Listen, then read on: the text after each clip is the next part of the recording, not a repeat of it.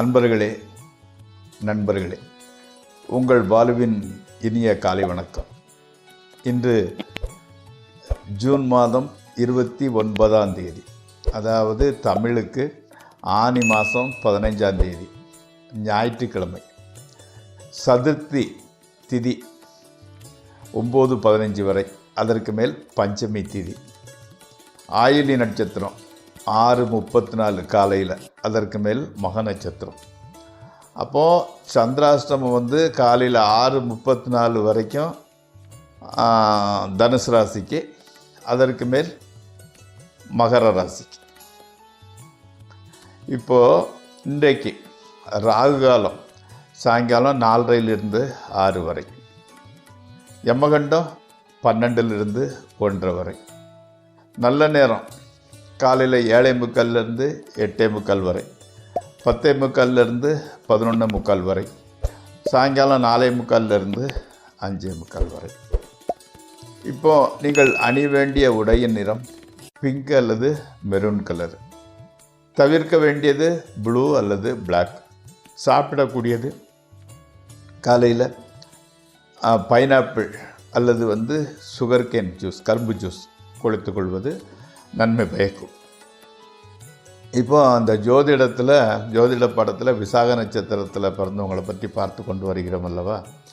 விசாக நட்சத்திரம் 4ஆம் பாதத்தில் பிறந்தவங்க மனைவி மட்டுமில்லாது நெறி தவறிய வேற்று மாதருடன் தொடர்புடையவராக இருப்பார். தந்தையை வெறுக்கும் அல்லது இளமையில் இழக்கும் துர்ப்பாக்கியத்திற்கு உரியவராகவும் இருப்பார். இவர் எழுத்துத்துறை, ஜோதிடம், தரகு, கருவூலத்துறை, மீன், சங்கு, முத்து மற்றும் நீர் தொடர்பு தொழில்கள் போன்றவற்றில் ஈடுபாடு கொண்டவராகவும், எடுத்த காரியத்தை காலம் கடந்து முடிப்பவராகவும் வாழ்வார். இப்போ நம்ம ராசி பலன் நிகழ்ச்சிக்குள் செல்வோம். இந்த நிகழ்ச்சி உங்களுக்கு உபயோகப்படுவதாக இருந்தால் தயவுசெய்து சப்ஸ்கிரைப் செய்யவும், நண்பர்களுடன் பகிர்ந்து கொள்ளவும். வாருங்கள். மேசராசி. மேசராசிக்காரங்களுக்கு இன்றைக்கு ஓரளவு மன நிம்மதி ஏற்படுகின்றது, கவலைகள் குறைகின்றது. எதிர்பாராத வகையில் பணம் வரக்கூடிய யோகம் உடையது என்றே. உத்தியோகம் பார்ப்பவர்களுக்கு மேலதிகாரிகளின் ஆதரவும் உதவியும் கிடைக்கின்றது. குடும்பத்தில் நல்ல காரியங்கள் நடைபெறுகின்றன. கணவன் மனைவி உறவு மகிழ்ச்சியாகவே இருக்கின்றது. அடுத்து ரிஷபராசி. ரிஷபராசிக்காரங்களுக்கு வீண் அலைச்சலுக்கு பிறகே எந்த காரியமும் கைகூடுகிறது.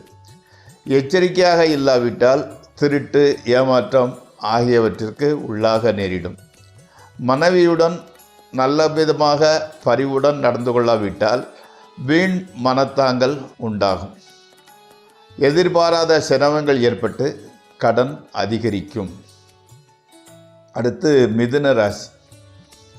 சொன்ன சொல்லை காப்பாற்ற இயலாமல் தலைகுனிய வேண்டிய ஒரு சூழ்நிலை உருவாகின்றது. ஜாதகத்திற்கும் குடும்பத்தினருக்கும் நோயினால் துன்பம் ஏற்படக்கூடும். அனாவசியமாய் கோபம் உண்டாகி அதன் மூலம் நல்ல மனிதர்களின் விரோதத்தை சம்பாதித்துக் கொள்கின்றீர்கள். தளராத முயற்சியின் பலன் வெற்றியை கொடுக்கும், வெற்றியை ருசிப்பீர்கள். அடுத்து கடகராசி. உத்தியோகம் பார்ப்பவர்களுக்கு மேலதிகாரிகள் உதவியாக இருந்தாலும் சிப்பந்தியால் பிரச்சனை ஏற்படுகிறது. வெளியூர் பிரயாணத்தால் மன அமைதியும் மகிழ்ச்சியும் ஏற்படுகின்றது. பணத்தட்டுப்பாடு தலைக்கு மேல் போய்விடுகிறது. மனைவி மக்கள் தொல்லை கொடுக்கின்றார்கள். நண்பர்களும் விரோதிகளாக மாறிவிடுகிறார்கள். அடுத்து சிம்மராசி. வாழ்க்கையிலும் வழக்கு முதலியவற்றிலும் வெற்றி கிடைக்கின்றது. வீணாக, அதாவது அந்த புகைப்பிடிப்பது, ட்ரிங்க்ஸு ஆகிய இந்த கெட்ட பழக்கங்களை மேக்சிமம் குறைக்கும் வழியை பாருங்கள். பணப்புழக்கம் நன்றாக இருக்கிறது. செலவுகள் கட்டுக்கு அடங்கியிருப்பதால் மன நிம்மதி ஏற்படுகிறது. குடும்பத்தில் ஓரளவு மகிழ்ச்சியை நிலவுகின்றது. ஸ்பெக்குலேஷன், ட்ரேடிங் ஆகியவற்றில் நல்ல ஆதாயம் கிடைக்கின்றது. தெய்வ பக்தியில் அபிவிருத்தி ஏற்படுகிறது. அடுத்து கன்னிராசி. காரியங்கள் நிறைவேறுவதில் சற்று தாமதம் தெரிகின்றது.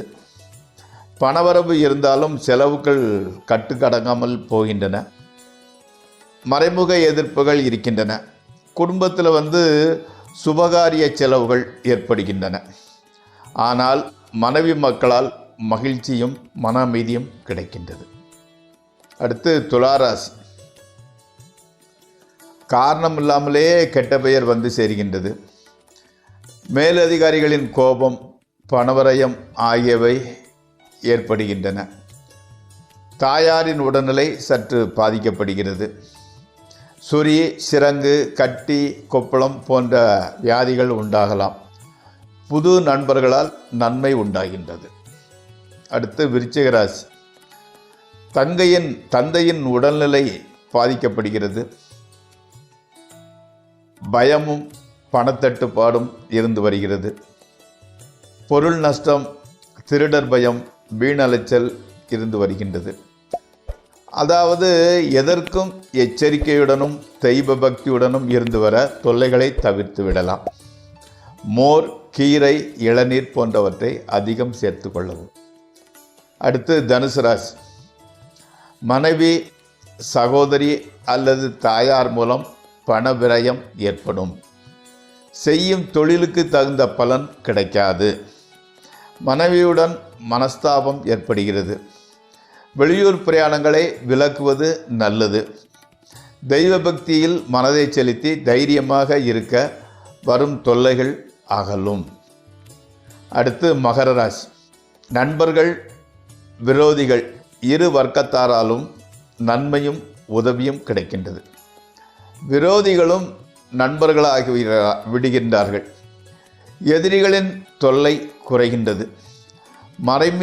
மறைமுகமான எதிர்ப்புகள் மறைகின்றது. எடுத்த காரியம் கைகூடும்.